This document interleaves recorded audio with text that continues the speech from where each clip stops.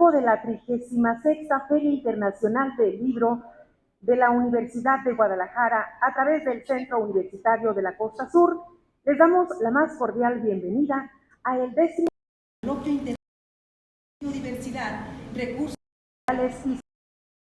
El tema de esta edición del Coloquio 2022 es el papel de la ciencia y la educación en el manejo sustentable de bosques y selvas. Para dar inicio, escucharemos las palabras de bienvenida y la declaratoria inaugural de este coloquio por parte de la maestra Ana María de la O. Castellanos Pinzón, rectora del Centro Universitario de la Costa Sur.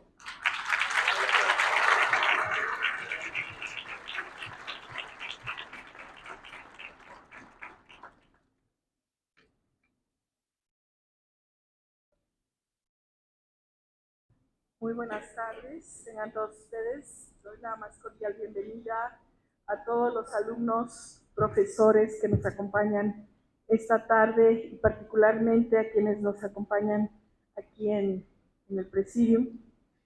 Y quiero externarles también un saludo de parte del rector general, el doctor Ricardo Villanueva Lomelí, que también, bueno, como nos lo ha externado en todo momento, en medio de la feria, que son cada día 50, 60 actividades diarias, pero les externa el mejor de los éxitos para este coloquio. Bueno, quiero decirles que a nombre del Centro Universitario de la Costa Sur de la Universidad de Guadalajara, tengo el honor de dar la más cordial de las bienvenidas a este coloquio internacional sobre biodiversidad, recursos naturales y sociedad, que desde el año 2011 se ha realizado anualmente en el marco de la Feria Internacional del Libro de Guadalajara. Este coloquio se ha convertido en un espacio de difusión, análisis y reflexión sobre dos temas interrelacionados que son fundamentales para la sociedad: la conservación de la diversidad biológica, o de manera abreviada biodiversidad, y el manejo sustentable de los recursos naturales.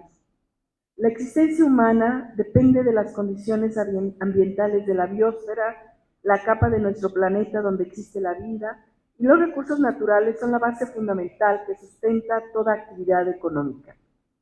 El clima en el cual podemos vivir, el oxígeno que respiramos, el agua que bebemos, los alimentos que comemos y una gran variedad de materiales que utilizamos en nuestra vida diaria provienen justamente de sistemas ecológicos cuyo funcionamiento se mantiene gracias a las interacciones de las plantas, hongos, microorganismos y animales que encontramos en el entorno físico. La biodiversidad es también una parte fundamental de nuestro patrimonio e identidad cultural.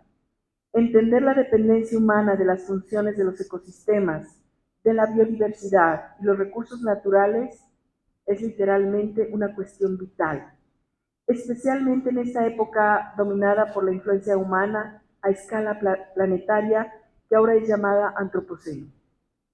Es por esta razón que en esta fiesta de los libros y el pensamiento es necesario tener presentes las implicaciones de la forma en que las sociedades humanas interactúan con su ambiente, con su entorno ecológico.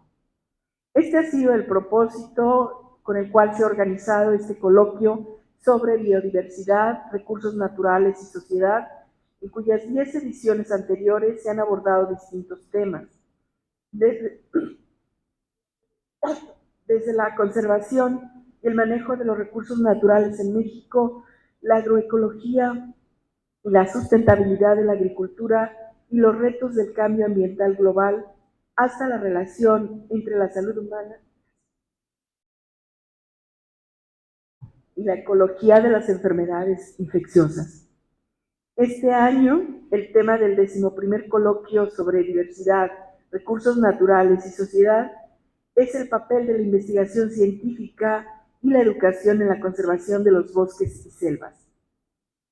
Cuando en el año 2011, el Honorable Consejo del Centro Universitario de la Costa Sur aprobó la propuesta de realizar anualmente un coloquio internacional sobre conservación de la biodiversidad y manejo de recursos naturales durante la Feria Internacional del Libro de Guadalajara, y particularmente que se instituye también el reconocimiento, naturaleza, sociedad y territorio que otorga la Universidad de Guadalajara a través del Centro Universitario de la Costa Sur a personas que se han distinguido por sus aportaciones a la práctica de la conservación de la biodiversidad y los ecosistemas, el manejo sustentable de los recursos naturales y la gestión ambiental, así como por su trayectoria en la investigación, la educación y el desarrollo institucional en estos campos. También se acordó que cada año el reconocimiento llevará el nombre de un personaje del país invitado de honor a la Feria Internacional del Libro, que en el pasado reciente hubiera realizado un trabajo precursor relacionado con los temas del coloquio. En este año se decidió realizar un cambio y dar el reconocimiento a uno de los más distinguidos ecólogos y conservacionistas mexicanos que lamentablemente falleció a principios de este año, el doctor Gonzalo Hachter Salas, conocido como el padre de las reservas de la biosfera mexicanas. En esta ocasión, el reconocimiento Naturaleza, Sociedad y Territorio Gonzalo Hachter ha sido otorgado a un distinguido ecólogo puertorriqueño, el doctor Ariel Lugo, a quien saludamos particularmente.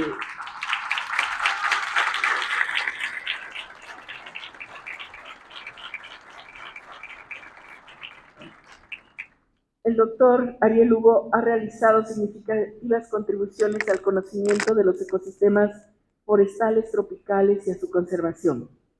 Queremos recordar hoy que el doctor Hachter recibió en 2017 el reconocimiento Naturaleza, Sociedad y Territorio Antonio Alzate. En aquella ocasión, además de reconocer sus contribuciones como científico y conservacionista, la Universidad de Guadalajara le rindió un merecido homenaje a Gonzalo Hachter por su participación fundamental en la puesta en marcha del proyecto de la Reserva de la Biosfera Sierra de Manantlán. El doctor Hachter inspiró, asesoró y respaldó este proyecto y gracias a su apoyo a través de la gestión de becas se formaron las primeras generaciones de ecólogas y ecólogos jaliscienses. El proyecto de la Reserva de la Biosfera Sierra de Manantlán y como una positiva secuela de la creación de las juntas intermunicipales de medio ambiente, es un ejemplo de cómo las universidades públicas son un importante agente de cambio social a través de su contribución a la formación técnica, profesional y de posgrado, la generación y aplicación del conocimiento, la divulgación de la ciencia y las artes, y la participación directa en iniciativas y acciones como la conservación de la naturaleza, la gestión ambiental y el manejo sustentable de los recursos naturales. Por ejemplo, los temas que se han abordado en este coloquio internacional sobre biodiversidad, recursos naturales y sociedad son un componente central de las tareas de docencia, investigación y vinculación que realizan varios departamentos y programas educativos del Centro Universitario de la Costa Sur de la Universidad de Guadalajara. Nuestro centro, como muchos de ustedes saben, tiene su origen en torno a 3 dependencias universitarias que fueron pioneras en el proceso de descentralización y formación de la red universitaria de Jalisco. La Facultad de Agricultura de Autlán, el Instituto Manantlán de Ecología y Conservación de la Biodiversidad y el Centro de Ecología Costera. Hoy en día, además de la enseñanza y la investigación en el manejo de recursos naturales para la producción agropecuaria, forestal y pesquera sustentables, además la conservación de agua, suelos y biodiversidad, y la valoración del patrimonio biocultural, así como otras áreas del conocimiento, desde las ciencias de la salud y la alimentación, o la ingeniería de materiales, hasta la formación en Derecho, Administración o Turismo, están avanzando en la integración del componente de sustentabilidad ambiental. Y quiero decir que justamente esto es lo que le ha dado identidad a nuestro centro universitario. Entonces, todo alrededor justamente de lo que significa la sustentabilidad ambiental. Coloquios como este y el ejemplo de quienes han recibido el reconocimiento Naturaleza, Sociedad y Territorio son un estímulo y fuente de inspiración para la comunidad de estudiantes y docentes de nuestro centro universitario. Para concluir, estas palabras de bienvenida, quiero agradecer la participación en este coloquio del doctor Ariel Lugo, de la doctora Angelina Martínez Irizar y el doctor Jorge López Portillo. Es para nosotros muy satisfactorio contar el día de hoy con este distinguido grupo de personas que han hecho importantes contribuciones científicas en el campo de la ecología y la conservación de la naturaleza. Y también, bueno, pues la presencia de quien va a moderar esta mesa, que es el maestro Enrique Jardel, que también, bueno, pues es un distinguidísimo investigador y gran conservacionista. Esperamos que este distinguido grupo de especialistas en los temas del coloquio será estimulante intelectualmente e interesante como todos los años y para cada uno de los que nos acompañan esta tarde. Bueno, vamos a proceder entonces a la inauguración. Quiero decir que, reiterando el saludo del rector general, del doctor Ricardo Villanueva Lomelí, siendo las 17:30 del 3 de diciembre de 2022, damos por inaugurados los trabajos de este coloquio. Y bueno, pues, maestro Jardel, te cedo el uso de la voz. Gracias.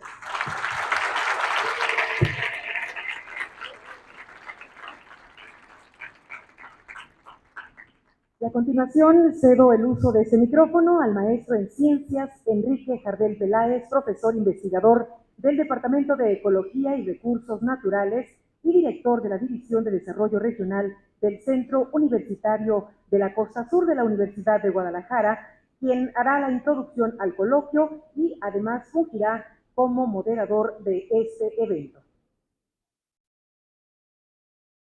Gracias. Buenas tardes. Pues es un gusto estar una vez más aquí en este coloquio internacional sobre biodiversidad, recursos naturales y sociedad.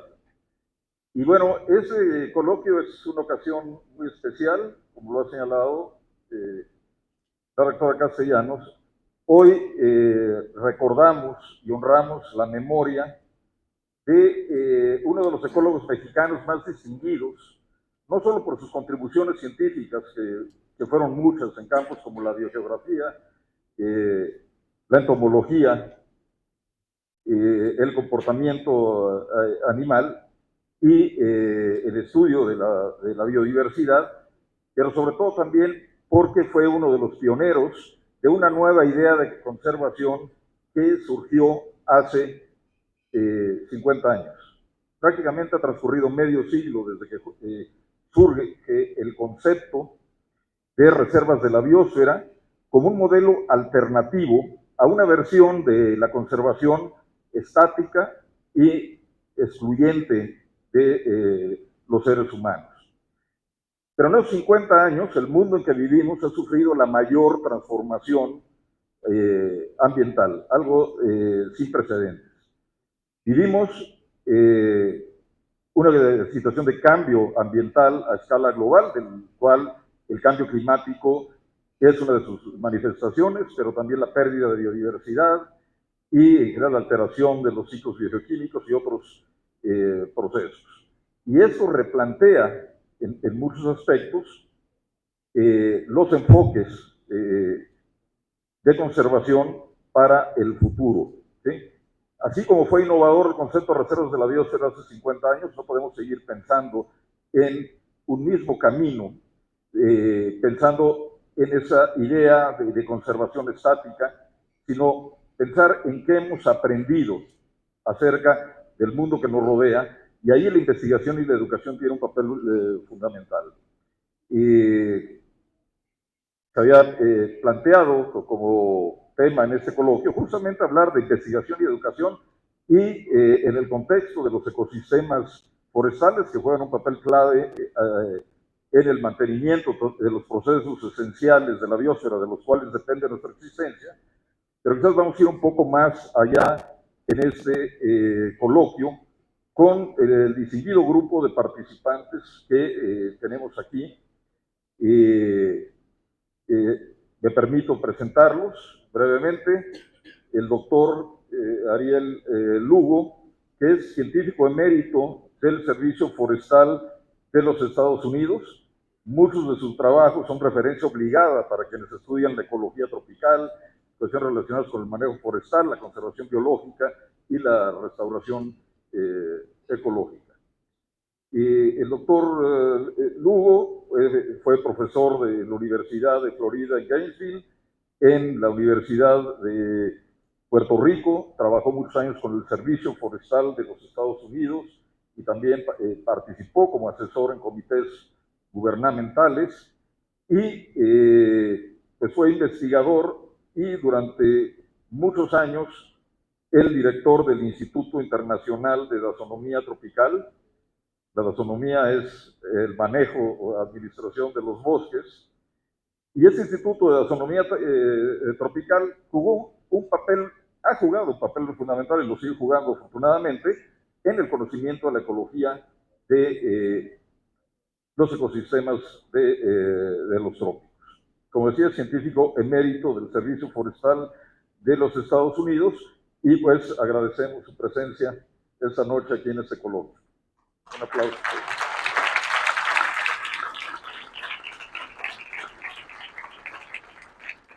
Y bueno, nos acompañan también Angelina Martínez Irizar, investigadora del Instituto de Ecología de la Universidad Nacional Autónoma de México, quien ha trabajado durante muchos años con el enfoque de investigación ecológica de largo plazo para entender cuestiones como la productividad primaria, la descomposición y la dinámica del agua, carbono y nutrientes en selvas tropicales estacionalmente secas, concretamente con el grupo de investigación de Chamela, aquí en Jalisco, y ha trabajado también con matorrales de zonas áridas en el norte del país, en el estado de Sonora. Un aplauso.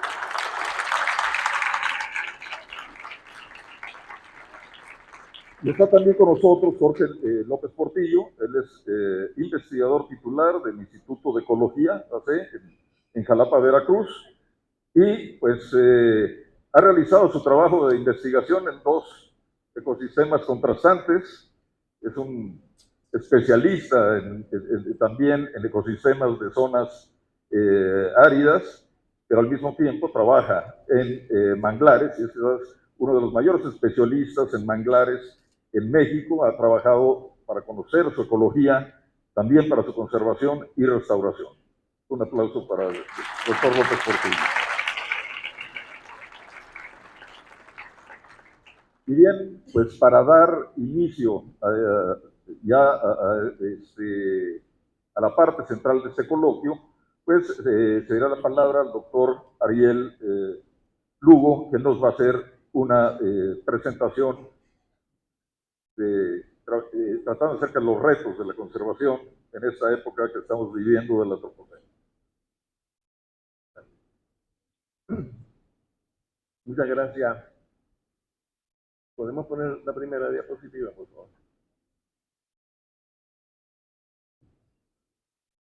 Yo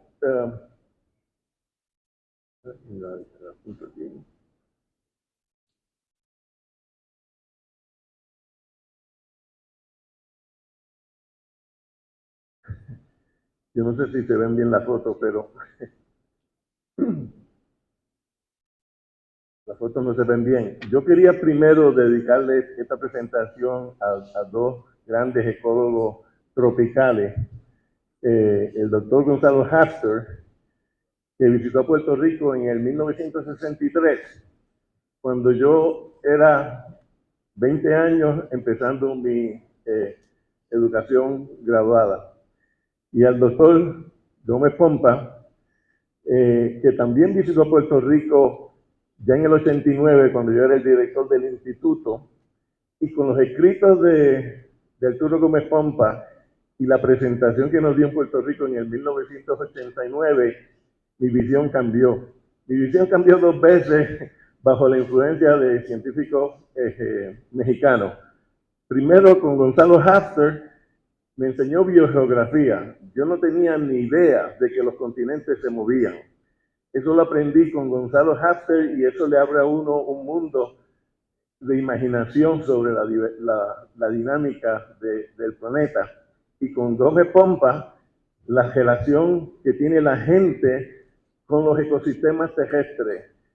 Yo me crié intelectualmente excluyendo al ser humano de la naturaleza. Ecólogo puro de ecosistemas tropicales y templados, cuanta cosa había, yo lo estudiaba, pero sin la gente. Porque cuando yo me criaba intelectualmente, los ecólogos buscábamos los sitios más aislados para estudiar. Con Gómez Pompa me di cuenta que la gente era parte del ecosistema, que de hecho tenían unas funciones muy importantes para la ecología, y desde entonces mi visión ha cambiado, como ustedes van a ver hoy en mi presentación. Ok. Yo voy a hacer 4 preguntas y les voy a compartir mi contestación a esas 4 preguntas. Y luego ustedes dicen si los convenzo de que mi contestación es la correcta o quizás ustedes tienen unos puntos de vista distintos. Pero estas son preguntas que yo me he hecho a través del tiempo. Y con la conservación uno se siente frustrado, porque cuidado que uno trabaja para promover la conservación. Pero es como Sísifos, el famoso hombre que está condenado a empujar una piedra hasta el tope de la cima, y cuando llega al tope la piedra rueda y tiene que empezar de nuevo. Y esa condena es de por vida. Y la conservación es algo similar. Uno trabaja y trabaja y trabaja y de pronto ¡puf!, pasa algo y todo se echó a perder. Hay que empezar de nuevo. Entonces, la primera pregunta es ¿por qué? ¿Por qué nosotros no hemos logrado resolver el problema de la conservación de la biodiversidad? ¿Okay? Pues yo tengo mis ideas y mis sugerencias sobre esa pregunta, y no sé si se ve bien la parte derecha de esa diapositiva, pero sí se puede ver que es un problema complejo. Hay mucha complejidad en el problema de la conservación de la biodiversidad. Y complejidad no quiere decir que es complicado o que es difícil. Complejidad quiere decir que es un problema que no tiene solución, que la solución varía con las circunstancias, que el sistema que estamos tratando de conservar está vivo y se mueve por su propia inercia, bajo sus propias condiciones, y no hay forma de nosotros indicarle que es por esta dirección o aquella dirección. Ese es un sistema bien complejo, el cual nuestras estadísticas no aplican, y todas nuestras ciencias de correlaciones tampoco aplican de causa y efecto, porque el sistema tiene su propia inercia, tiene su propio comportamiento. Eso es lo que nosotros estamos tratando de conservar, que es la biodiversidad del planeta. Además, estamos en el medio de un cambio geológico. Yo nací en el Holoceno, y yo no sé cuántas personas aquí nacieron en el Holoceno, pero la mayor parte de ustedes, por las caras, creo que ustedes nacieron en el Antropoceno. Y los científicos están discutiendo cuándo fue que empezó el Antropoceno. Eso no importa, porque la Enciclopedia Británica, que es de donde sale esta diapositiva, la Enciclopedia Británica dijo que la época del Antropoceno empezó en el 1950. Podemos tener un coloquio sobre esa fecha, pero vamos a aceptar que en el 1950 empezó el Antropoceno, así que si usted nació después del 50, usted está en la época del Antropoceno. Si nació antes, está en la época del Holoceno. Eso tiene muchas implicaciones a la educación, como vamos a ver en un segundo, porque no sé si la educación que ustedes están recibiendo es educación que los prepara para el Antropoceno o es educación que refleja sobre el Holoceno que ya pasó y que no regresa. En el Antropoceno, la actividad humana es la que opera el planeta. El planeta corre bajo el efecto de la actividad humana y mayormente se mira hacia la urbanización como el proceso principal del antropoceno. Y en México creo que ustedes tienen como 85-80% de la población está en ciudades. En el mundo ya está cerca del 60% de la población mundial en ciudades. Y de donde yo vengo, Puerto Rico, el 98%. Así que yo hablo con mucha autoridad sobre el efecto del antropoceno sobre la biodiversidad de Puerto Rico, el Caribe. Ustedes me dirán si lo que yo digo aplica a México. ¿Se ven estas gráficas? Yo sinceramente no se ven bien. Lamentablemente,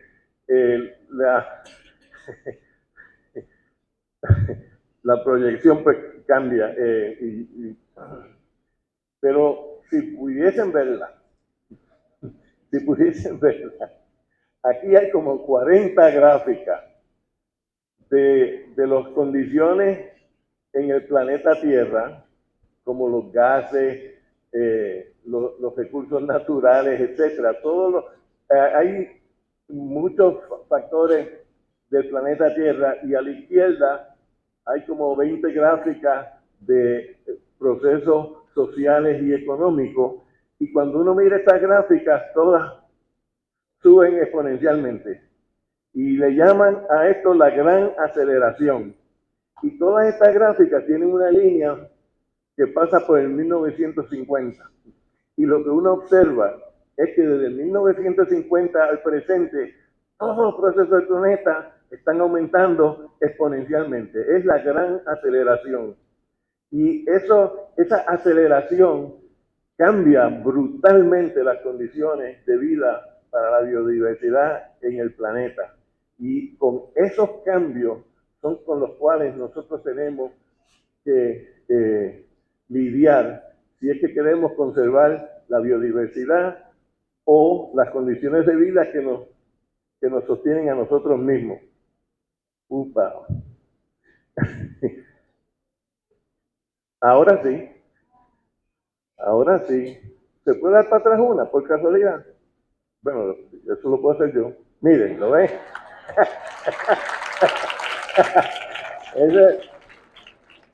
La tecnología es fabulosa, pero falla cuando uno no quiere que falle. Eso apúntenlo. Pero miren toda esa gráfica. Y es una cosa absolutamente espectacular. Y todo esto están basados en datos e investigaciones en el planeta, y con eso es que tenemos que lidiar nosotros. ¿Y cómo es posible que el ser humano se convierta en el jefe del planeta y que opere todos estos procesos? Pues en esta gráfica lo que ustedes ven es la energía disponible a los seres humanos para hacer trabajo.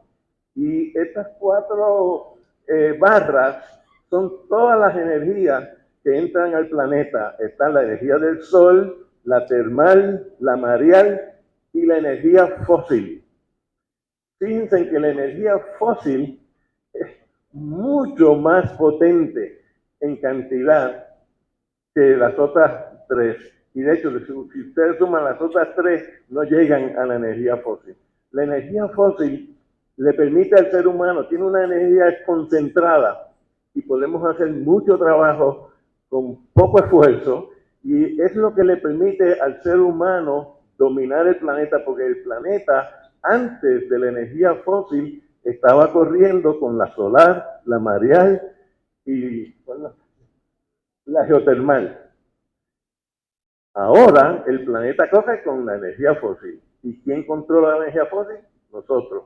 Así que nosotros controlamos el planeta.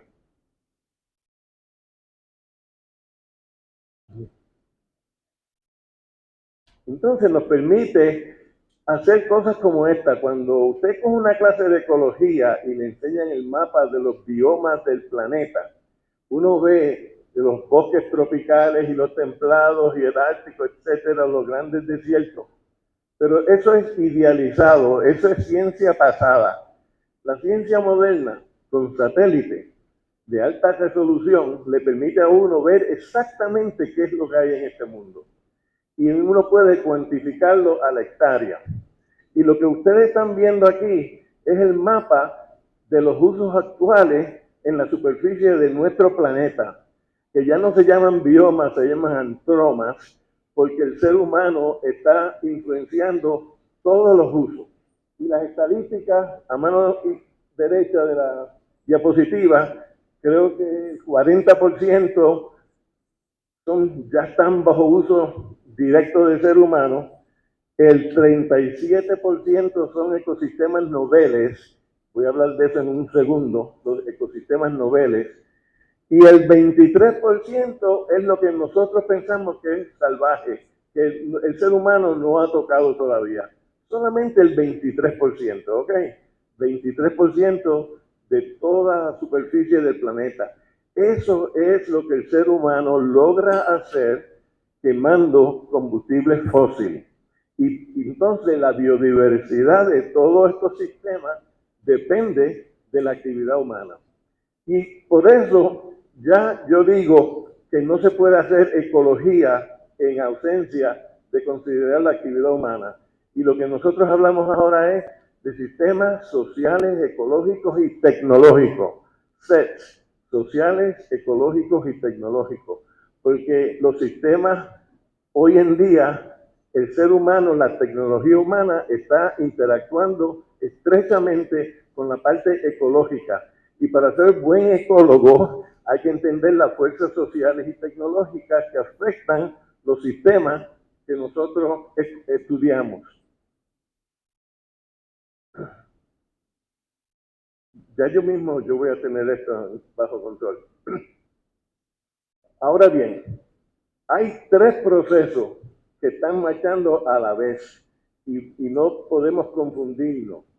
Están relacionados, pero son distintas discusiones.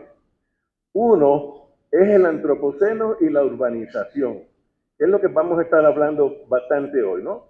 El ser humano urbanizando el planeta y qué efecto tiene eso sobre la biodiversidad.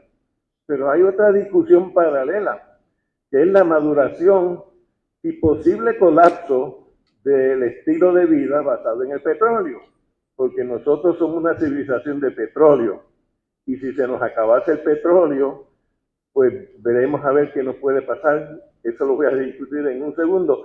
Pero en cuanto al futuro de nuestra civilización del petróleo, ese es un discurso aparte. ¿Okay? Y tercero es el cambio climático, que todo el mundo habla del cambio climático, y con el cambio climático los eventos extremos. ¿Okay? Esos son tres discusiones. Yo voy a pasar darle 2 o 3 ideas sobre cada una. Los efectos de la urbanización. Miren a la parte izquierda del diagrama. En la parte izquierda hay una letanía de efectos de la urbanización sobre los sistemas vivientes. Extinción de especies, fragmentación del paisaje, conversión de hábitats, extirpación de especies. Esa es toda la parte negativa que todo el mundo repite y nadie discute. Pero luego entramos en un concepto técnico de los ecólogos, que es la homogeneización de las especies. Yo lo puse en rojo y le puse un asterisco porque no siempre ocurre homogeneización y de hecho casi nunca. Todo esto es un efecto de cómo estudiamos los ecosistemas, y la parte derecha, para los que están interesados en el detalle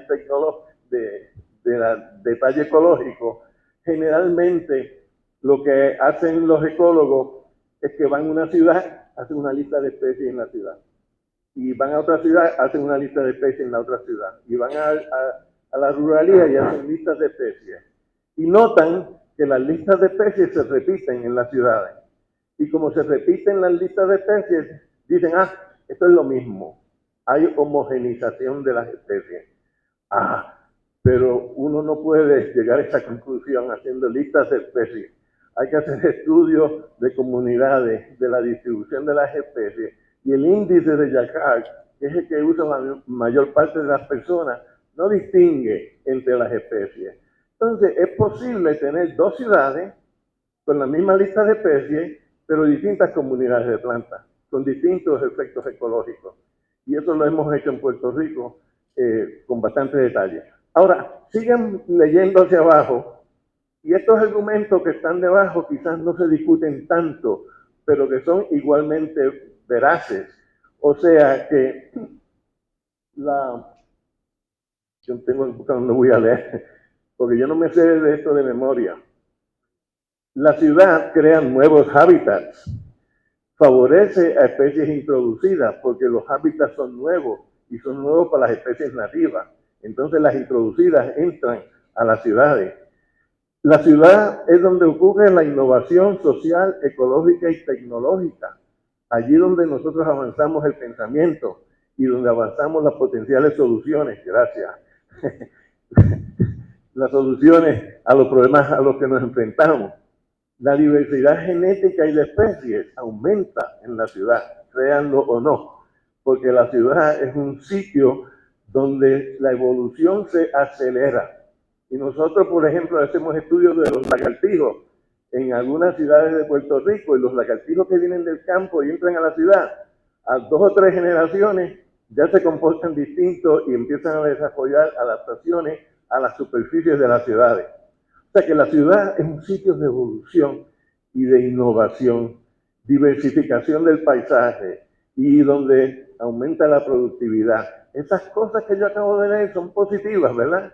Como que empiezan a sugerir que la ciudad quizás no es tan mala como pensamos. El problema es que los ecólogos no las han estudiado suficiente. Y ahora es que están empezando a estudiar las ciudades. Y cuando uno empieza a estudiar la ciudad, se da cuenta de la diversidad de hábitats y condiciones que allí existen y que son importantes para el bienestar del ser humano. Ay. El segundo tópico sobre nuestro futuro como civilización basada en el petróleo. Nuestros economistas no ven la energía como el factor que potencia la actividad económica. Sin embargo, cuando usted mira el Gross National Product, el Producto Bruto Nacional de las Naciones, inmediatamente se da cuenta que la relación entre la economía de una nación y la quema del petróleo es casi 1 a 1. ¿Por qué? Porque la energía es lo que nos permite hacer cosas. Y por eso nosotros seguimos progresando económicamente mientras más petróleo seguimos quemando. Pero miren a la gráfica de la derecha. Allí está el consumo de energía fósil a través del tiempo, y entonces uno ve una montaña que tiene un ápice y empieza a bajar. Eso se llama en inglés el peak oil, el uso pico del petróleo. Y hay mucha discusión cuándo es que llegamos al pico. El pico, según ustedes ven allí, es entre el 2010 y pueden decir 2020, 2030. Son discusiones académicas. Lo que no es académico es que vamos para abajo. Y si vamos para abajo, eventualmente, entonces la pregunta es, cuando ustedes hablan de sustentabilidad, ¿qué es lo que ustedes están tratando de sustentar? En un mundo que está cambiando continuamente, y en un mundo donde hay una aceleración, y que luego va a venir un descenso, ¿qué queremos sustentar? Yo someto que no se debe hablar de sustentabilidad, excepto en tiempo corto, pero de declive próspero. Nosotros, con nuestro intelecto y nuestra ingeniosidad, manejar la baja en el petróleo para que aterricemos prósperamente, porque si no aterrizamos prósperamente vamos a aterrizar de cantazo, ¿verdad? Cuando todo este petróleo se acabe, ellos van a hacer guerra, como predicen algunas personas. Y finalmente el cambio climático.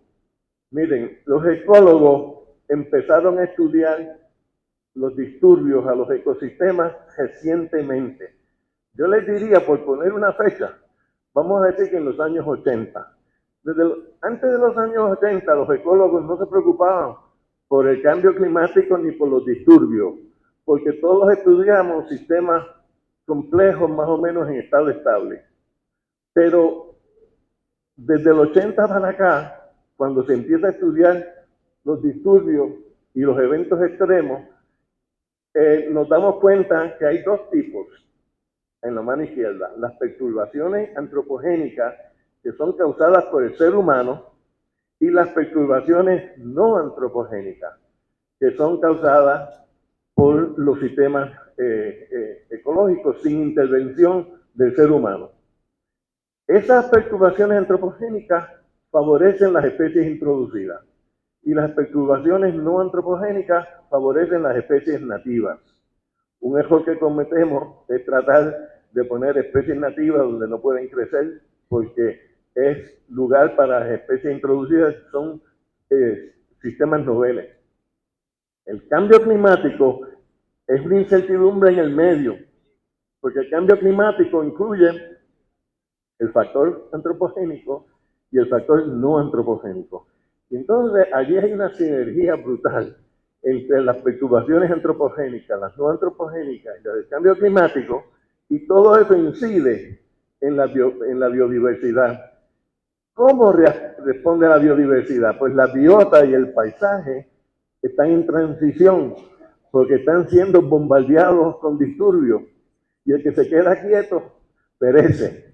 Usted tiene que cambiar, usted tiene que adaptarse, y eso es lo que vemos con los paisajes que se están desarrollando hoy en día en el planeta. Entonces yo digo, si nosotros queremos conservar efectivamente, tenemos que entender este diagramita, la relación entre el disturbio antropogénico, no antropogénico, y la incertidumbre del cambio climático, todo eso en relación a la biodiversidad. Los ecólogos no damos abasto estudiando esto, ¿saben? Este es el resumen, que las condiciones ambientales durante el Antropoceno no tienen precedentes, no habían ocurrido antes, son difíciles de anticipar, no hay quien anticipe esto, porque el sistema lleva su propio ritmo, y peor aún, no son cíclicas, porque todo nuestro conocimiento está basado en lo cíclico, ¿verdad? Lo que le llamamos el balance. Nos íbamos por ahí, bajamos un poquito acá, subimos de nuevo, balanceado. Eso se acabó. Son direccionales. Y lo que ocurre hoy, quizás no va a ocurrir mañana, y no sabemos qué es eso. Por eso es que esto es complejo.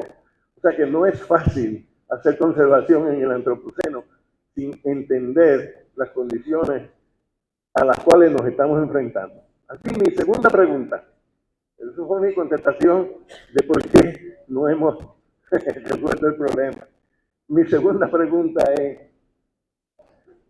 ¿es lógico pensar que con todos estos cambios que yo he mencionado, que la biodiversidad se queda estática, tranquila, que no va a reaccionar, y por lo tanto que mis esfuerzos para conservarla tampoco vamos a seguir usando las mismas técnicas que utilizábamos antes? Y aquí le puse la cita de Einstein, porque Einstein hizo esa cita para los científicos, cuando los físicos se estudiaron y no entendían. Él hizo esa cita que aplica a nosotros. O sea, que el que sigue haciendo lo mismo y espera un resultado distinto, ¿qué fue lo que él dijo que era? Era insanity, es la locura. Eso fue Einstein diciéndolo. Entonces la pregunta aplica a la conservación. Si vamos a seguir haciendo lo mismo ante el reto que nos estamos enfrentando. Pues le voy a dar 3 ejemplos de cómo la biota responde a todos estos cambios, y yo quiero que ustedes noten que la biota responde instantáneamente, nos demos cuenta nosotros o no, porque muchas veces nosotros venimos tarde en el juego y asumimos que lo que estamos viendo es lo que hay que cambiar. La biodiversidad ya viene evolucionando y aclimatándose a través del tiempo. El primer ejemplo es de manglares en la Florida.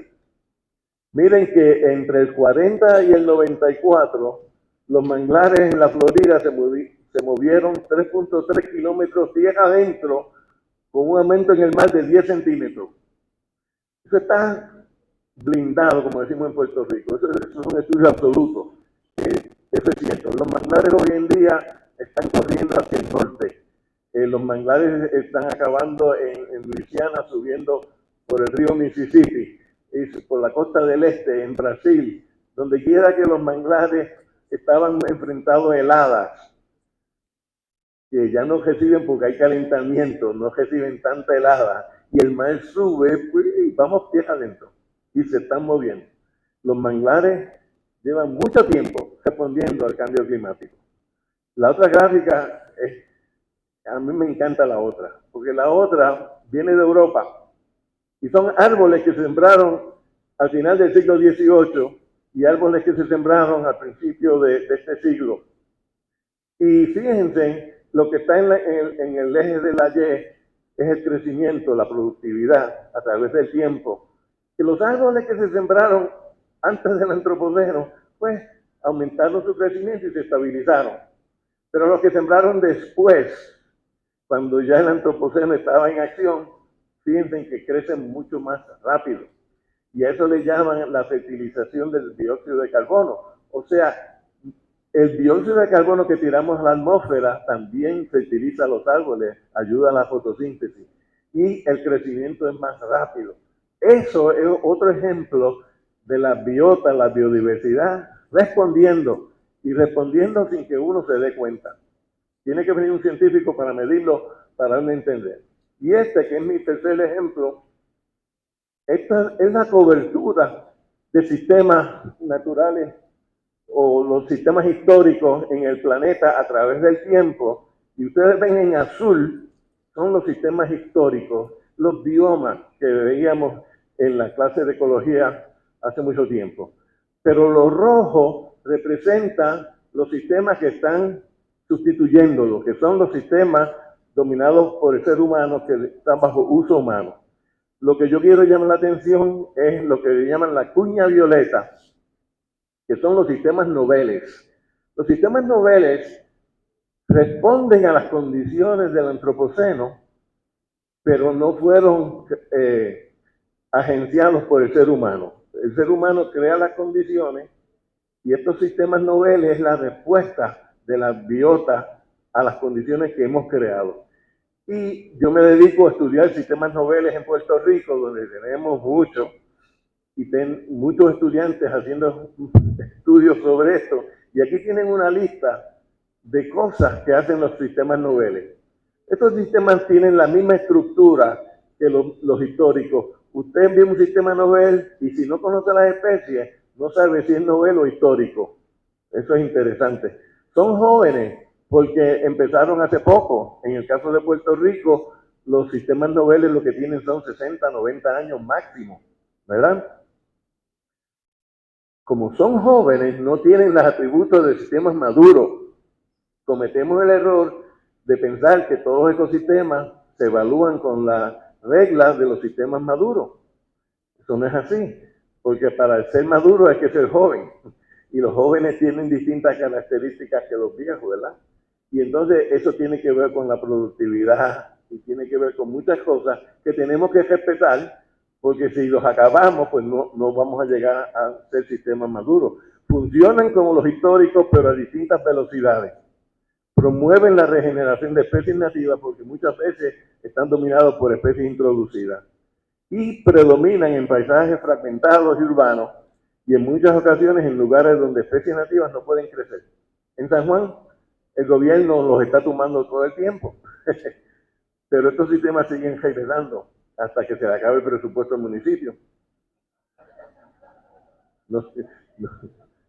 Mi tercera pregunta. Entonces, ¿qué necesitamos hacer? Ya les traje todos los problemas.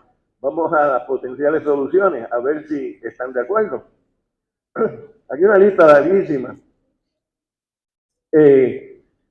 La dicotomía entre el ser humano y el resto del planeta tiene que acabarse.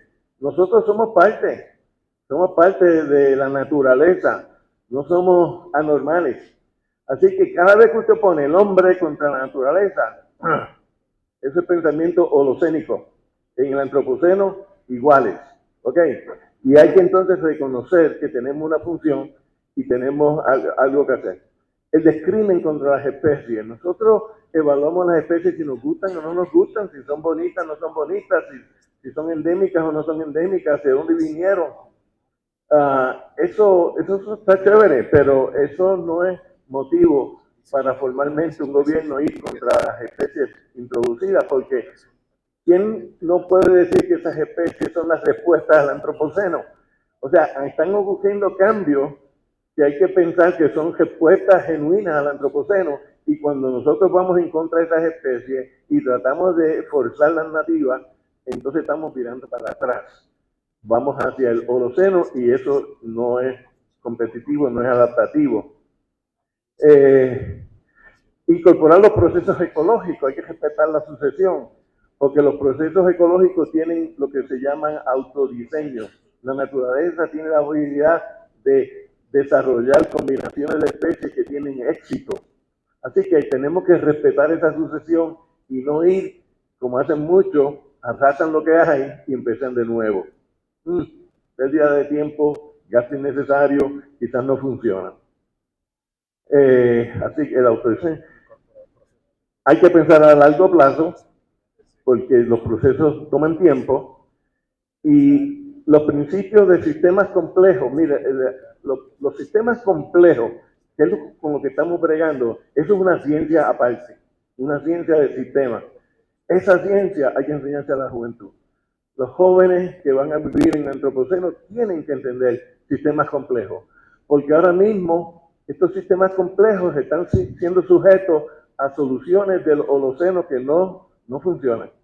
Y solamente entendiendo más o menos cómo un sistema complejo reacciona es que podemos avanzar. Y la última es importantísima, y yo sé que en México ustedes van adelantados al mundo, es la inclusión de las comunidades en el discurso, en las soluciones. Nosotros no podemos dejar esto solamente a los científicos. Estos son problemas que envuelven toda la sociedad. Y reconocemos lo que les dije, que estamos enfrentándonos a problemas más complejos de lo que nos imaginamos.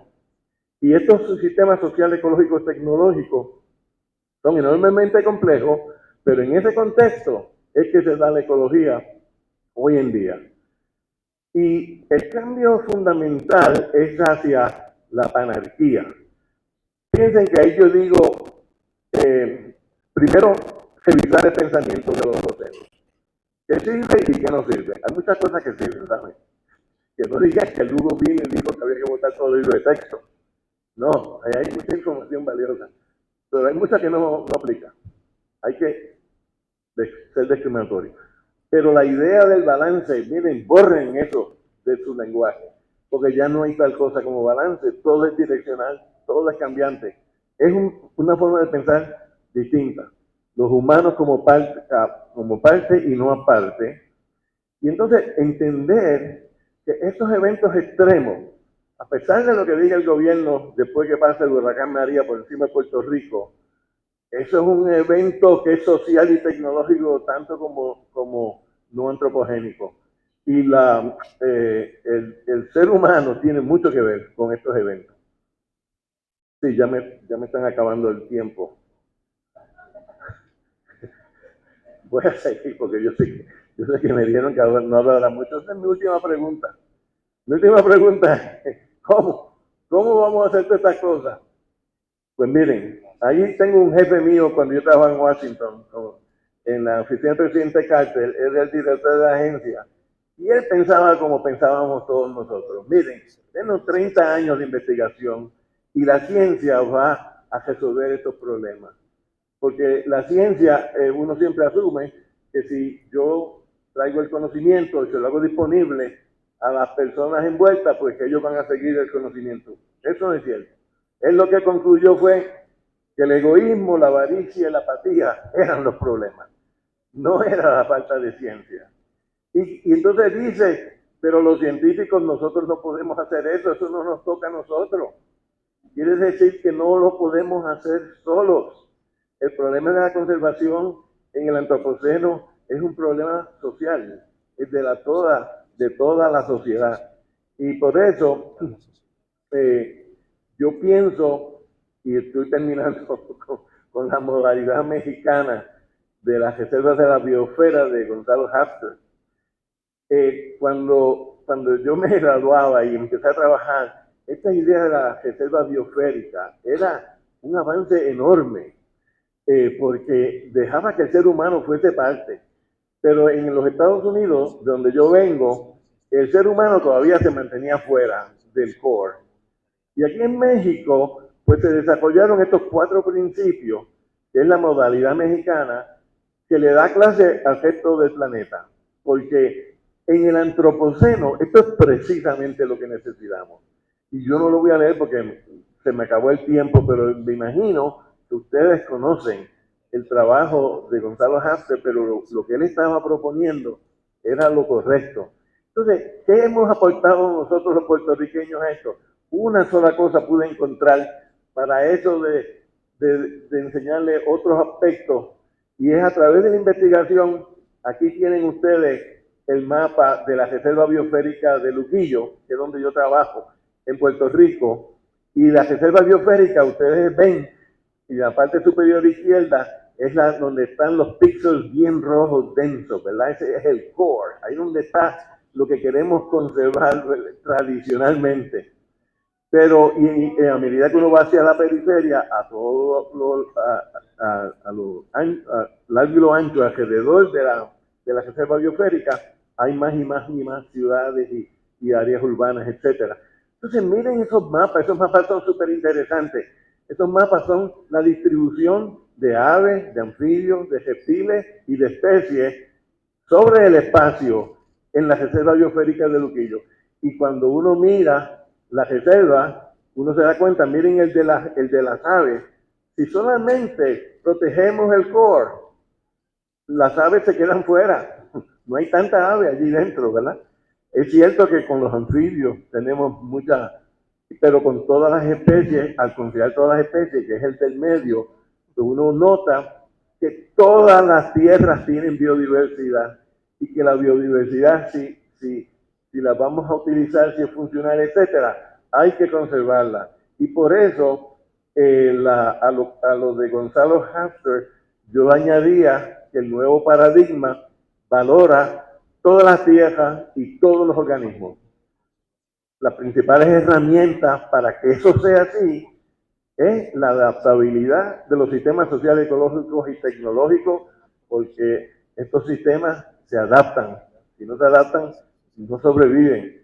La autoorganización de la biota es un proceso ecológico de extrema importancia que nos ayuda a ver en qué dirección va la biodiversidad.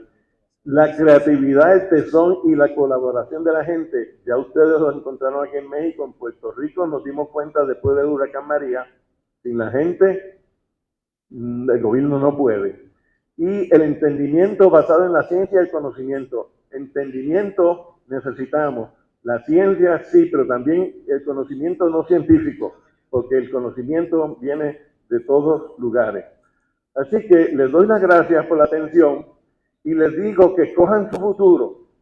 Ustedes pueden coger la fatalidad de la izquierda, que es ola tras ola de eventos que le frustran a uno, o pueden descender prósperamente. Y ahí el pimple, la espinilla de Hubert, esa espinilla roja, esa es la duración del petróleo que nos queda en el planeta, y lo pueden comparar. Ahí tienen los mayas y las otras civilizaciones. La nuestra no va a durar tanto. Así que todo esto puede ser, todo lo que yo acabo de decir, hay que cambiarlo cuando lleguemos a la parte baja de la gráfica. Perdonen que me pasé el tiempo.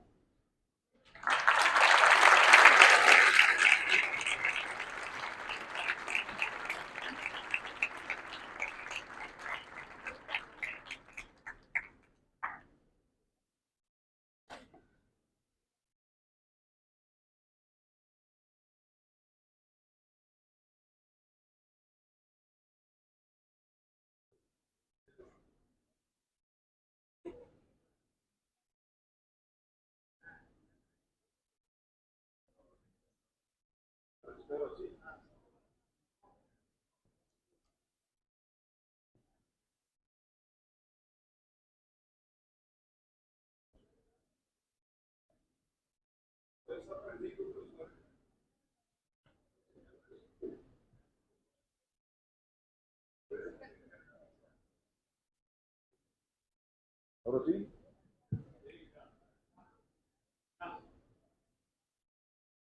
Ok, bueno. Parece que no se escucha, ¿verdad? ¿Ya lo escuchan allá? Bajito. Bueno, en lo que resuelve el asunto, pues le daremos como los cantantes antiguos, espero que no hagan atrás.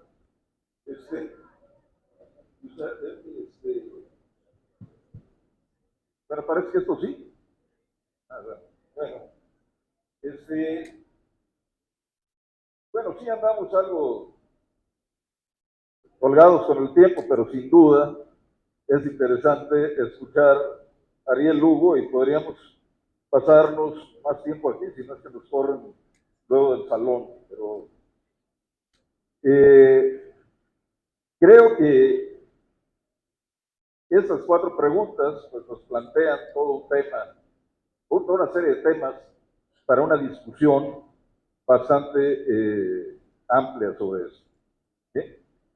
Yo le pediría luego a Angelina, luego a Jorge, si quisieran hacer algunos comentarios sobre lo que hemos escuchado y adelante.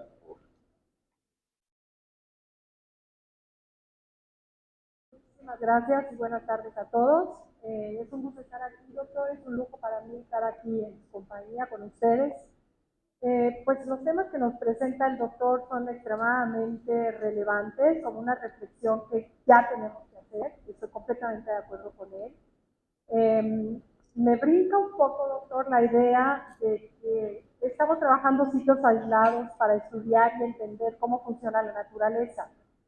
Históricamente yo he estudiado selvas bajas caducifolias y matorrales desérticos, no aislados, pero sí entenderlos como un referente, cuál es la variabilidad natural, cuál es la respuesta a estas faltas de agua, la respuesta a esta impredecibilidad climática que siempre está encima, ¿no? Pero a esa impredecibilidad climática ahora tenemos la capa encima del cambio climático y la del antropoceno. Y desde luego no podemos ahora estudiarlos más sin incorporar la dimensión social. Esa necesariamente tiene que ir acompañada a nuestros estudios de biodiversidad y de cómo funcionan estos ecosistemas. El estudio aislado, a mí yo así como lo entiendo, nos permite conocer cuáles son esos límites y el margen de variabilidad natural, que sería un referente o una línea base cuando nos enfrentamos con disturbios antropogénicos y no antropogénicos. En esta línea base yo encuentro todavía difícil cómo podemos dar directrices o poder abonar hacia las decisiones de manejo o cómo poder tener una interlocución con los otros actores. Entonces a mí yo sí, doctor, y es una discusión actual, la dimensión social y la dimensión ecológica, la dimensión biológica y la socioeconómica, ¿no? La económica, desde luego es un elemento importante que ya no podemos ignorar. Para mí también el doctor Halster fue una importante influencia cuando yo estaba estudiando mi licenciatura, que leía su libro de la Reserva de la Biosfera de Mapimí. Él en su capítulo introductorio habla de que la reserva no tiene sentido si no se le informa a la gente cuál es la utilidad de esta reserva, qué beneficio le representa a la gente que existan estas reservas. Y él lo dice en su libro, y dice, tiene razón.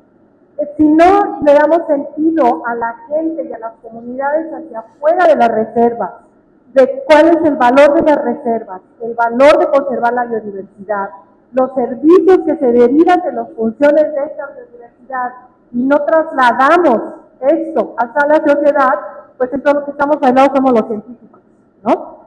Entonces, me gustó mucho los comentarios, doctor. Yo creo que sí son preguntas que nos tenemos que hacer necesariamente,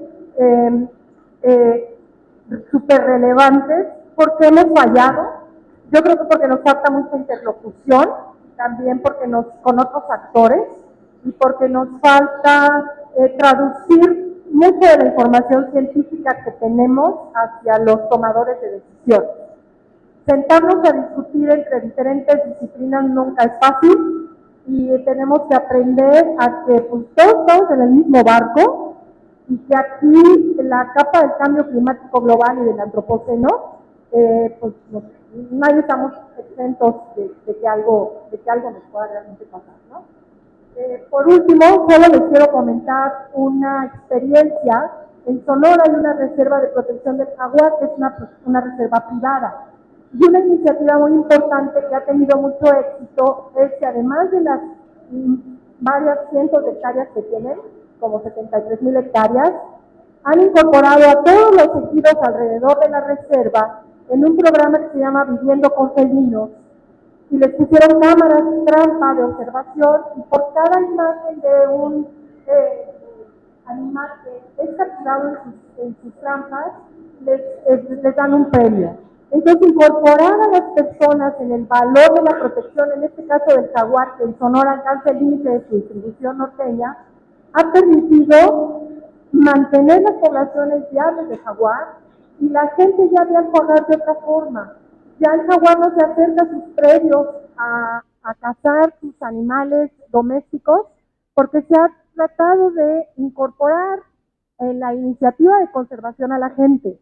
Entonces la gente ha hecho una contribución muy importante en ampliar la red de protección para el jaguar, que tiene un ámbito hogareño muy grande, y ha demostrado ser un proyecto de éxito. Entonces sí, nos falta interlocución, nos falta cómo traducir la investigación científica a la toma de decisiones, y es algo en lo que nosotros tratamos de trabajar, conversando con sociólogos, con antropólogos, entre los biólogos y los ecólogos y hasta los geólogos, doctor, que luego muchos de ellos dicen que pues como que el antropoceno no es realmente una nueva era, hasta que no esté estratigráficamente marcada. Yo digo, pues ahí va a estar la marca del antropoceno con los plásticos, pero bueno, aquí le dejo para pasarle la palabra, yo creo que el doctor López Portillo, ¿verdad?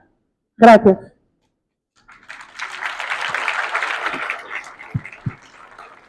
Gracias, Sheila.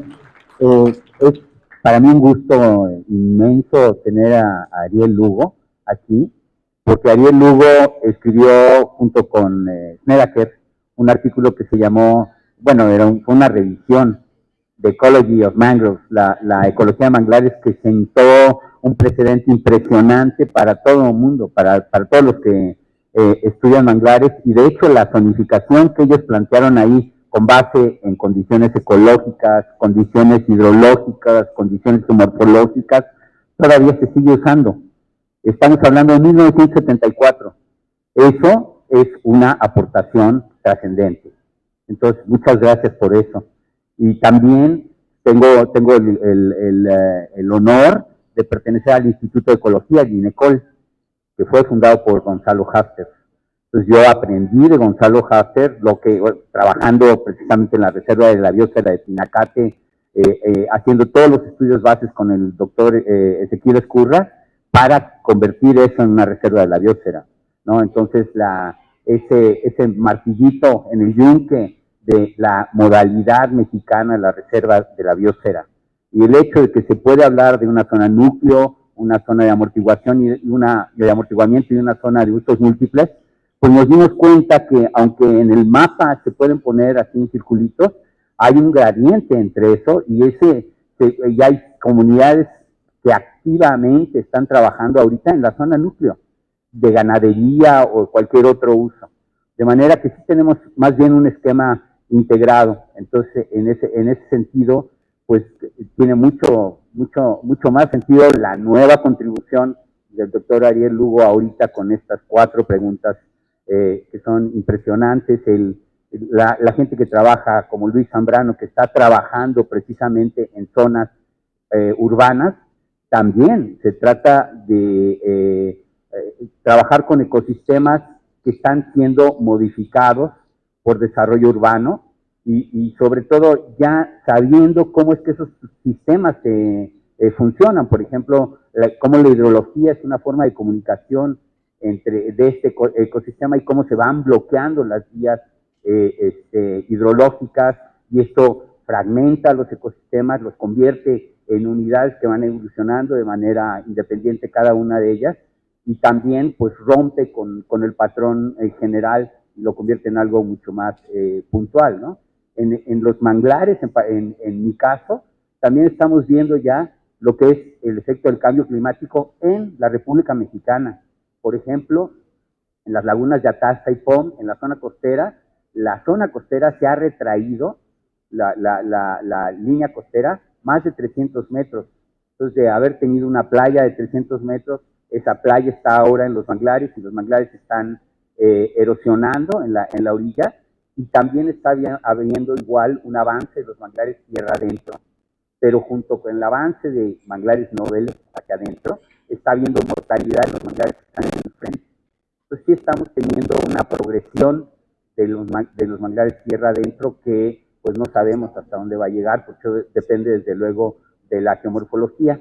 Además, como dice aquí también el doctor Lugo, resulta ser que ahí hay una interacción con las modificaciones antropogénicas, y esto es canales de acceso que se han hecho para tratar de aliviar todo este problema, y carreteras.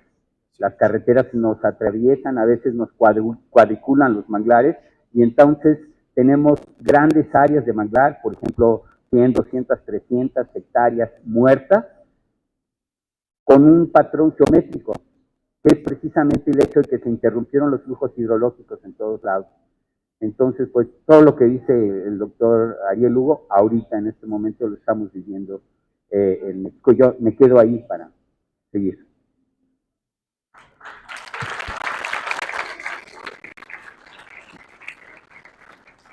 Ok, bueno, hemos escuchado algunas cosas que nos deberían ponernos a reflexionar y a pensar en nuevas cosas. Una de las cosas que dijo el doctor Ariel Lugo es, por ejemplo, si estamos enseñando la ecología que necesitamos para el antropoceno, si no estamos partiendo de mucho del pasado. Eso se aplica también a las políticas de gestión, ¿sí? Y eso nos plantea una situación muy crítica, porque a veces en la investigación, en la selección de nuestros temas de estudio, pero también en nuestra participación en el diseño de políticas públicas o en la aplicación del conocimiento, a veces vamos un paso atrás de mucha gente que está trabajando en ese proceso de prácticamente adaptación a estas nuevas condiciones. Hay muchas iniciativas comunitarias, por ejemplo, que están trabajando en ese sentido. Gente en las ciudades que está aplicando la agroecología en la producción de los alimentos. Y si recordamos a Hamfer, hace 50 años hay una innovación, un cambio en los enfoques de conservación. Una cuestión es cómo eso ha evolucionado ahora, pero siguiendo ese ejemplo, ¿qué es lo que vemos en perspectiva? Yo no sé, el doctor Lugo, si quiere comentar algo, agregar algo sobre al respecto. Yo hablé mucho ya. ¿Eh? No. Bueno. No, yo no quiero seguir hablando, ¿verdad? Pero me atrae mucho lo que estaban discutiendo, de que ya no son círculos, ¿verdad? Esto para conservarse, esto para utilizarse, y esto pues no nos preocupa. Yo creo que la nueva filosofía es todo para la conservación, y es como tú lo describiste, y eso va a requerir un cambio significativo en cómo las personas piensan, porque nosotros nos sentimos que somos los protectores de la naturaleza, y no nos damos cuenta que muchas veces la naturaleza nos lleva a nosotros, y nosotros estamos tratando de alcanzarla.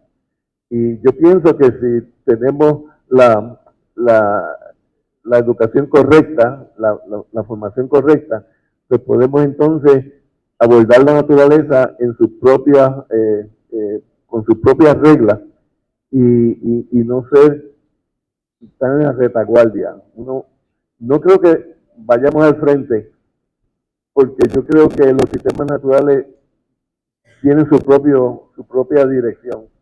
El secreto es descubrir cuál es eso, para beneficio nuestro y de esos sistemas.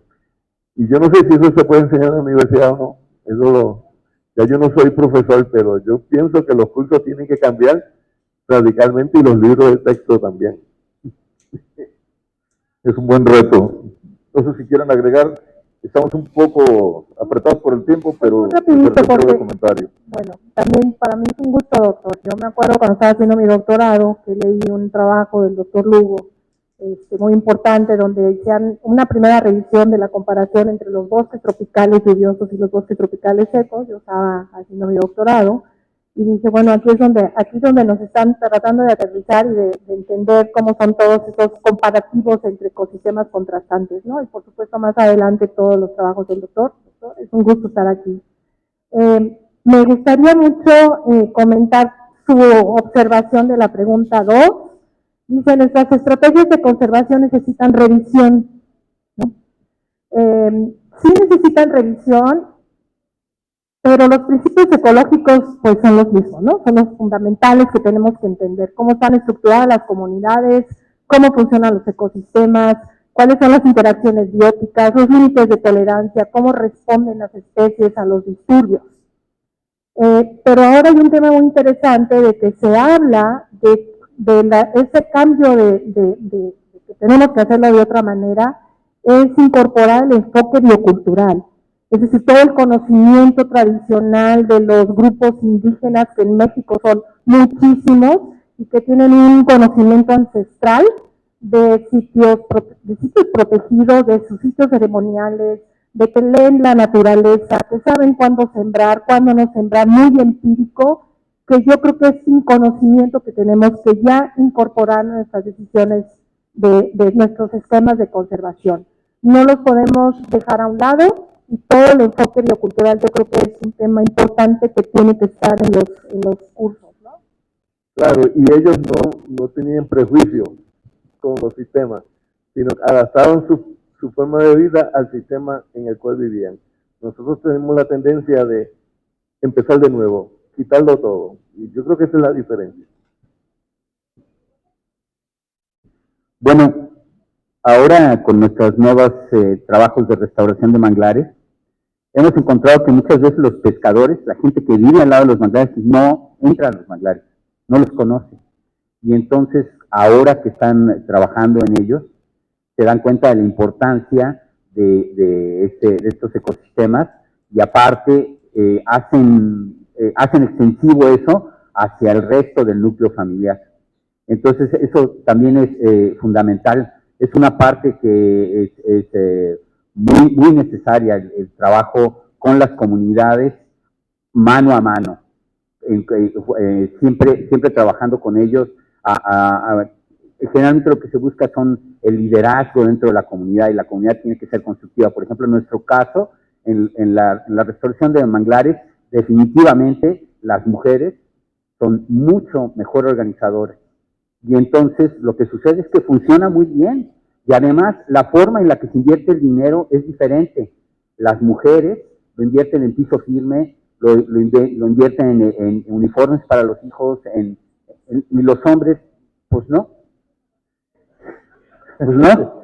Entonces, tenemos también que cambiar ese diálogo que hay con las comunidades. De hecho, en restauración, lo que se busca es hacer restauración comunitaria. Eso es lo que se busca. Y yo creo que hay dos temas que es muy breve el tiempo que tenemos, pero que yo quiero llamar la atención. Primero, así como tenemos todos estos crecimientos exponenciales, como le llamó la era explosiva, la gran aceleración, así tenía que ser la aceleración de la formación de cuadros académicos y de cuadros técnicos y de cuadros sociales. Así tenemos que ser. Entonces, ¿esto qué quiere decir? Más universidades, más escuelas, mejor, o sea, mucho más presupuesto a lo que tendría que ser la educación, un mayor aprecio a lo que es la ciencia y la tecnología, definitivamente, mejores museos. Aquí tenemos a la directora del Museo de Economía con nosotros, ¿no? el nuevo museo que se está, el museo que se está aquí echando a partir de la base, ¿no? A partir de los cimientos, como ayer nos mencionaban. Esas son las cosas que se tienen que hacer, y para eso, desde luego que se necesita el apoyo primero de los votantes, de la gente que va a votar, para que vote sabiamente, y que también haya planes y programas que indiquen que los diputados y los senadores que van a negociar el presupuesto piensen que México sin ciencias y sin tecnología y sin la colaboración de las comunidades en este sentido no va a funcionar, porque ese crecimiento exponencial, pues nosotros no podemos llegar con un mediocre 0.0, ¿no? Entonces, bueno, están saliendo como que varios temas para que pasáramos aquí la mayor parte de la noche discutiendo, y no tenemos mucho tiempo. Y saliéndome del programa, de todos, parece que hay un espontáneo que se quiere lanzar a la cancha o al ruedo, y le vamos a dar un momentito para que hable. Muchas gracias. Pero lo que quiero decir es esto, para todos los jóvenes que están aquí. Bueno, Ariel Lugo fue mi jefe durante 4 años, y me pegaba unas friegas de debates fuertes cuando yo le planteé hacer el estudio de un chipe. No va a durar más. Cuando le planteé hacer el estudio de un chipe para mi maestría, le dije, eso nunca se ha hecho. Me dijo, mira, Eduardo, ves la teja que está ahí en el techo. Nadie nunca me dio la distancia de esa teja al piso, y yo le voy a dar dinero para que lo hagas. Nunca justifiques un estudio científico porque no se ha hecho. Eso se lo he dicho a todos mis alumnos. Desde entonces cambié. Entonces estudié por qué la vida cola roja come cotorras en peligro de extinción. El otro punto es que ustedes vieron, y aquí la doctora captó cosas, en una conferencia de conservacionistas tradicionales en Estados Unidos, algunos le estarían gritando ahora a Ariel, porque él se sale del esquema tradicional para plantear cosas innovadoras.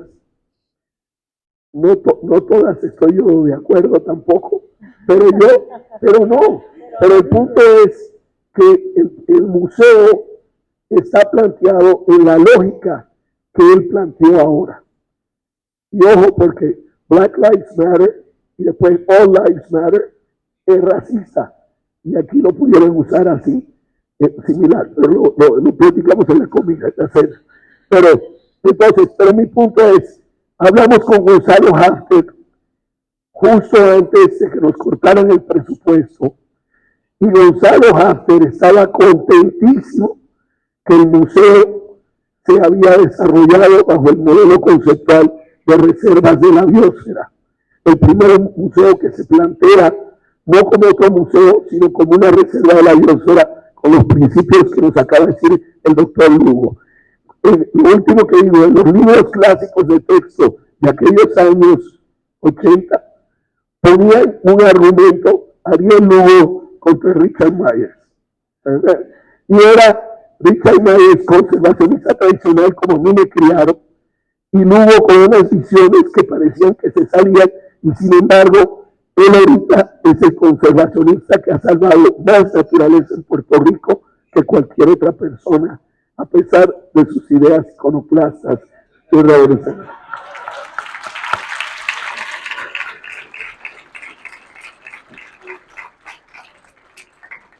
Bueno, pues agradecemos esta intervención de Eduardo, aunque hoy hace unas vocalizaciones extrañas.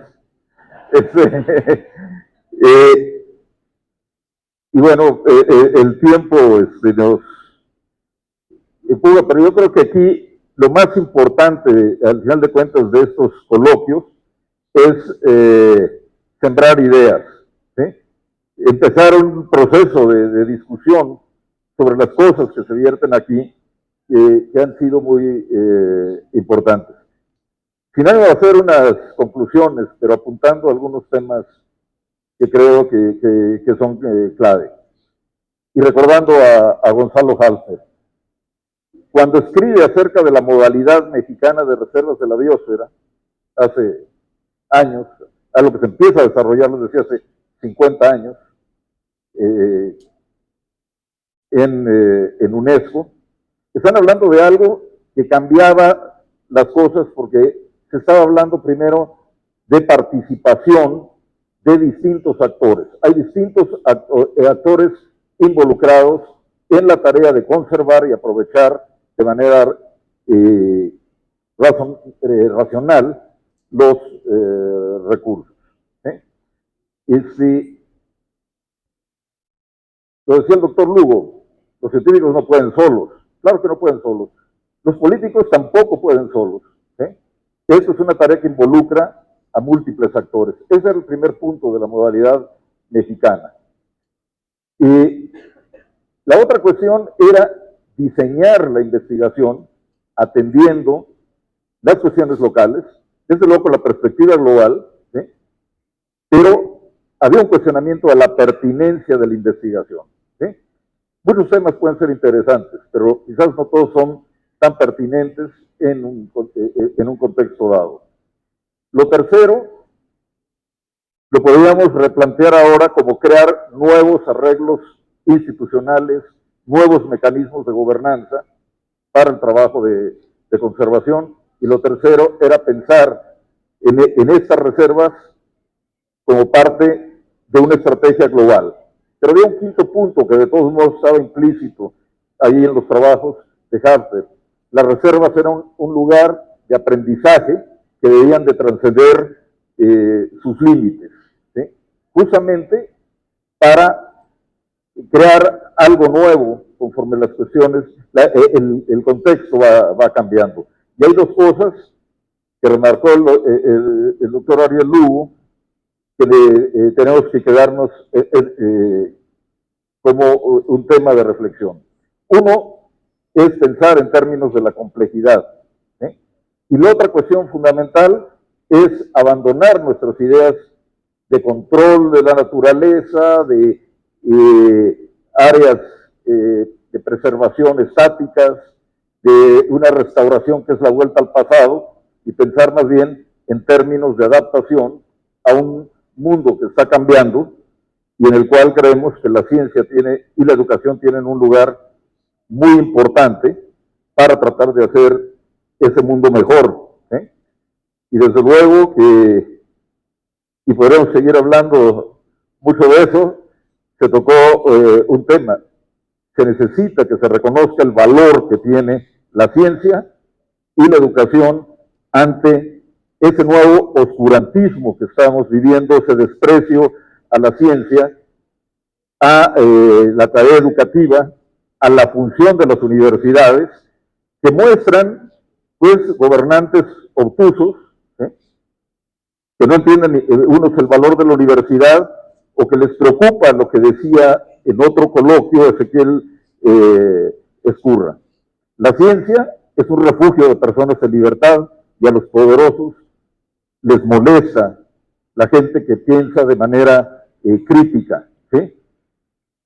Y pensar en términos de ciencia y de complejidad obviamente cuestiona la manera de pensar de gente que simplifica las cosas, por ejemplo, hoy solo un ejemplo, a clasificaciones maniqueas de conservadores o liberales, por ejemplo.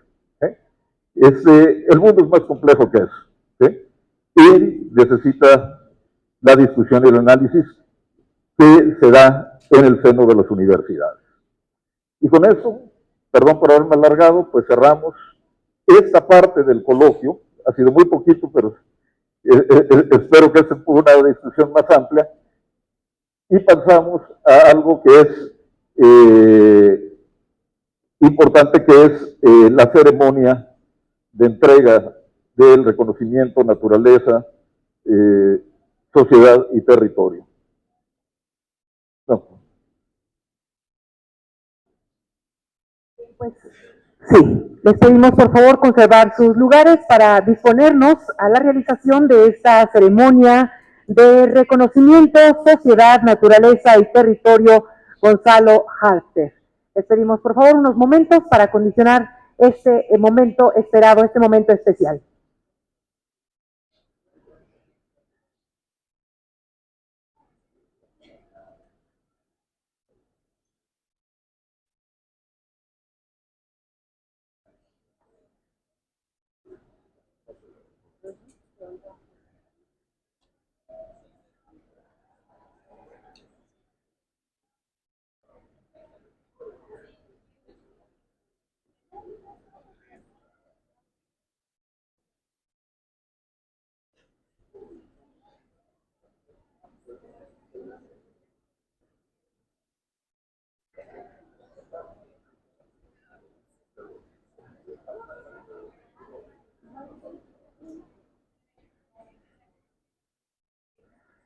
Bien, su atención por favor, vamos a dar continuidad a esta ceremonia de reconocimiento.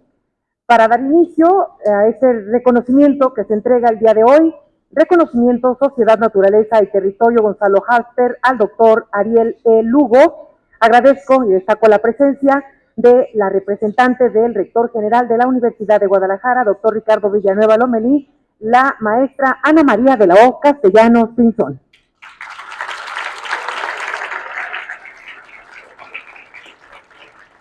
Y desde luego el maestro Enrique Jardel Peláez, director de la División de Desarrollo Regional del Centro Universitario de la Costa Sur. Muchas gracias. Y claro, a nuestros invitados especiales, muchas gracias por continuar con nosotros. Antes de continuar, me permito ceder nuevamente el uso de la voz al maestro Enrique Jardel, quien realizará la presentación de este reconocimiento. Y asimismo nos compartirá una semblanza de nuestro hoy invitado y reconocido del doctor Ariel Lugo.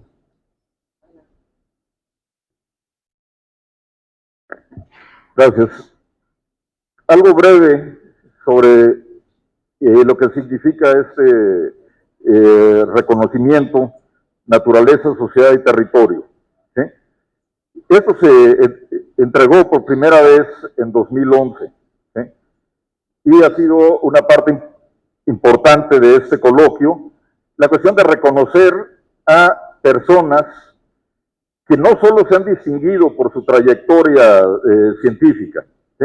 Esto es un elemento central, gente que ha hecho una contribución muy importante al conocimiento, pero también se ha querido reconocer a gente que ha tenido una incidencia en la práctica de la conservación y el manejo sostenible de los recursos naturales, que ha generado beneficios tangibles para la sociedad.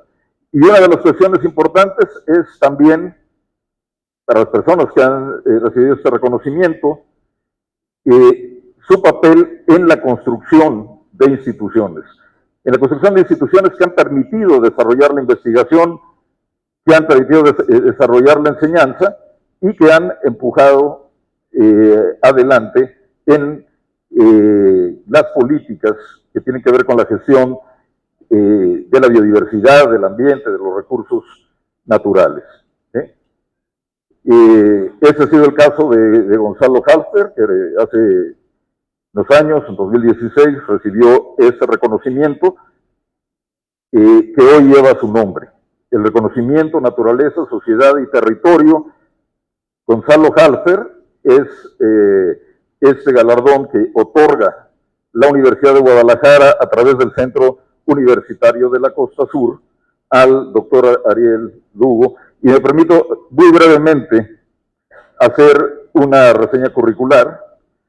Ariel Lugo nació en Mayagüez, en Puerto Rico, cursó sus estudios de licenciatura y maestría en Ciencias en Biología en la Universidad de Puerto Rico y se doctoró en Ecología en la Universidad de Carolina del Norte en Chapel Hill. Actualmente es científico emérito del Servicio Forestal de los Estados Unidos, después de haber servido en esta institución durante más de 40 años como investigador y donde una buena parte de este tiempo fue director del Instituto Internacional de Taxonomía Tropical, un centro de investigación que ha jugado un papel clave en la generación y aplicación del conocimiento a el buen manejo y la conservación de los ecosistemas forestales de los trópicos. Bueno, el trabajo de Ariel Lugo es mundialmente reconocido por sus significativas seminales, y había puesto aquí muchas veces, diré yo casi siempre, provocadoras contribuciones en varios aspectos aplicados de la ecología. Y algunas de estas cosas han sido, hace muchos años, el que se reconociera y valoraran los servicios ecosistémicos de los manglares, que se veían como sistemas marginales. Y el trabajo de Ariel Lugo fue fundamental para que aprendiéramos de la importancia ecológica de los manglares, de sus servicios ecosistémicos. Y otra cuestión clave fue resaltar el papel fundamental de las selvas en la mitigación del cambio climático global. Ahora se habla mucho de cambio climático. Hace 40 años no era tan común oír hablar de cambio climático cuando se empiezan los primeros estudios de la captura de carbono, los inventarios de biomasa en las selvas tropicales. Otra cuestión importante, la ecología comparada de bosques naturales y plantaciones forestales, que a final de cuentas es un experimento, como es un bosque tropical con poca intervención o nula intervención humana contra un sistema artificial de una plantación, cómo funcionan. Eso nos ayuda a aprender acerca de la ecología de los bosques. El tema de la restauración ecológica, pues también ha sido algo en lo que Ariel Lugo ha incursionado y metiendo el dedo en la llaga de entender la dinámica de los sistemas antes de querer restaurar algo que no es una silla vieja o un cuadro. Es un ecosistema complejo que necesita conocerlo para poder decidir si interviene uno o no con eso que llamamos restauración, porque quizás ahorita no tenemos otra palabra mejor. La cuestión de los ecosistemas noveles a los cuales se refirió, pues es una cuestión muy importante en la época que vivimos, y también fue un tema controversial. Y en charlas como la que hemos tenido el día de hoy, pues nos pone la tarea, aquí ya los veteranos que estamos dando clases, es para ver cómo cambiamos muchas de las cuestiones de la educación, pero le ponen la tarea a todos los jóvenes que pues no les queda otro que seguir trabajando en el antropoceno, se pongan o no de acuerdo los de la Comisión Estratigráfica y decidan si el antropoceno lo definen la acumulación de huesos de pollo en el fondo del océano, la radiación termonuclear o alguna otra cosa. La realidad es que estamos en problemas. Eso es suficiente, le pongamos antropoceno, le pongamos como sea.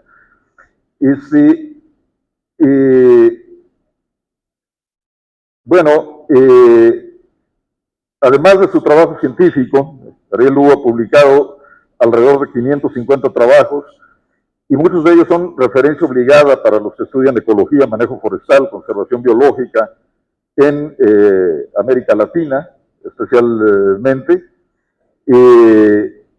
Ha realizado también importantes contribuciones al desarrollo de proyectos de conservación e instituciones, como lo hemos señalado.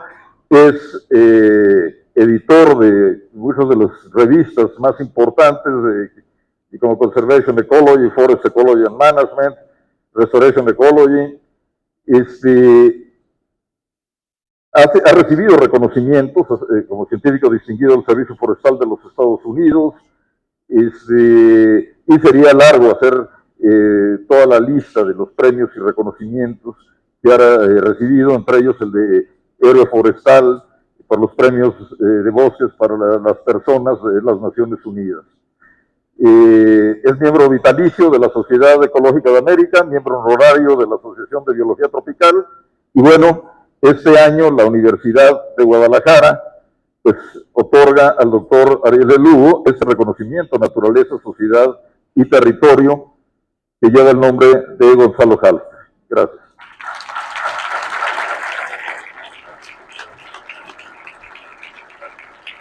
Y es el momento de realizar la entrega de este reconocimiento en manos de la maestra Ana María de la O Castellanos Pinzón, quien representa hoy al rector general de la Universidad de Guadalajara.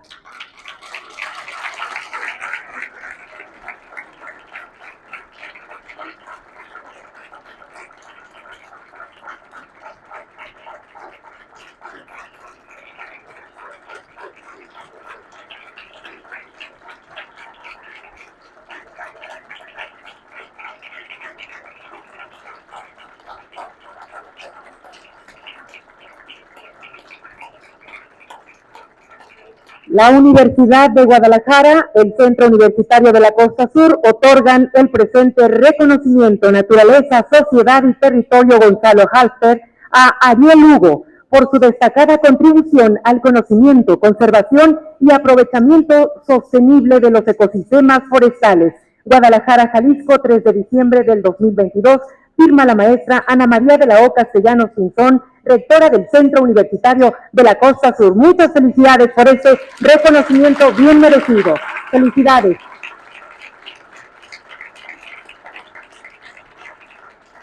Y ahora queremos escuchar un mensaje en parte de nuestro hoy homenajeado reconocido. Doctor, por favor, lo escuchamos.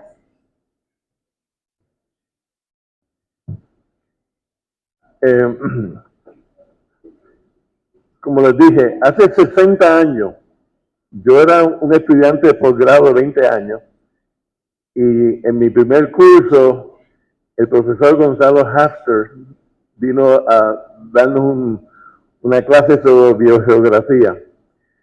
Yo todavía recuerdo el libro de texto que utilizamos y para mí, que era totalmente ignorante en esa época, el estar frente a un científico extranjero, escuchando cosas tan maravillosas como el movimiento de los continentes, que no sabía que eso podía existir, pues fue una experiencia increíble que no olvido nunca. Pero en mi más wild,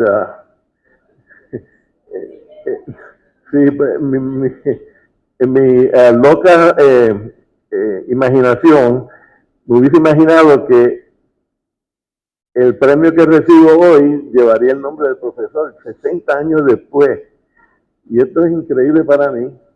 Me crea mucha humildad.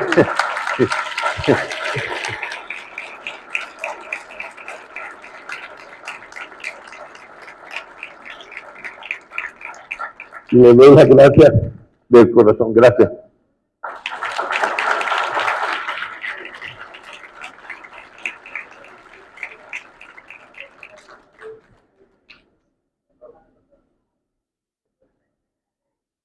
Y para realizar la clausura de este coloquio, solicitamos nuevamente a la maestra Ana María de la O Castellanos Pinzón nos haga el favor de tomar el micrófono. Bueno, para dar por finalizado este magnífico evento y la entrega de este premio, en primer lugar quiero agradecer nuevamente al profesor Lugo por estar aquí con nosotros y también a los profesores que nos acompañan esta tarde, así como a todos los alumnos y profesores que han venido desde el Tuxur, de la Costa Sur, pues, me estaba allá diciendo, a todos los profesores y alumnos de nuestro centro universitario, pues decirles muchas gracias y creo que nos ha dejado grandes tareas pendientes el profesor Lugo con toda esta conferencia y pues con el compromiso de seguir trabajando. Muchísimas gracias a todos ustedes y bueno, pues siendo ya las casi 19 horas, ¿sí, verdad? 19 horas de este 3 de diciembre, pues clausuramos los trabajos de este coloquio. Muchísimas gracias a todos ustedes.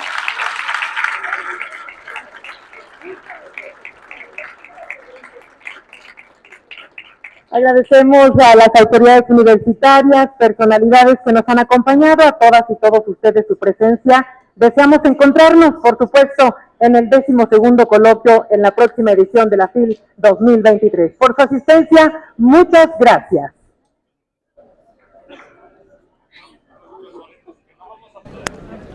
De esta manera agradecemos a todo el auditorio de Autlán y sus regiones que nos haya acompañado en esta transmisión especial que se hace desde la Feria Internacional del Libro, en lo que correspondió a este 11º Coloquio Internacional Biodiversidad, Recursos Naturales y Sociedad, el papel de la ciencia y la educación, el manejo sustentable de bosques y selvas, ceremonia en la que se entrega el reconocimiento de naturaleza, sociedad y territorio Gonzalo Hafter a Ariel Lugo. Por su atención, muchas gracias. Su servidor Adrián Jiménez Amaya les desea una excelente noche. Los invito a continuar informados a través de Autlán y sus regiones. Hasta pronto.